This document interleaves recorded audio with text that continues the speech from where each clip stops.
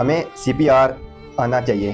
جب سے school teacher کی اچانک موت ہوئی ہے اس کی ویڈیو تقریباً 50 بار دیکھ چکا ہوں۔ ہر بار دل یہی سوچ آتی ہے کہ اگر آس پاس موجود لوگوں میں سے کسی نے بھی بر وقت CPR کی کوشش کی ہوتی تو شاید وہ ٹیچر بچ جاتے ہیں۔ وہ صرف بیٹھے دیکھتے رہے اور دل بند ہو گیا۔ کارڈیاک اریسٹ کیا ہوتا ہے؟ یہ دل کی وہ حالت ہوتی ہے جب دل اچانک دھڑکنا بند کر دیتا ہے۔ انسان بظاہر مردہ لگتا ہے لیکن اگر فوری CPR شروع کر دی جائے تو وہ واپس آ سکتا ہے۔ CPR کب کی جاتی ہے؟ یہ ایک ہنگامی طبی عمل ہے جو ایسے شخص پر کیا جاتا ہے جس کا دل دھڑکنا بند ہو جائے، جو آپ کو لگے بے ہوش ہو گیا ہے، جس کی سانسیں رک چکی ہوں۔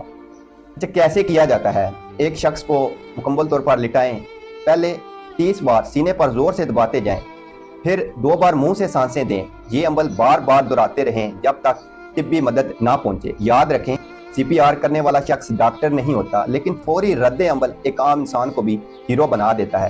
CPR کسی کی آخری سانس کو نئی زندگی میں بدل سکتا ہے۔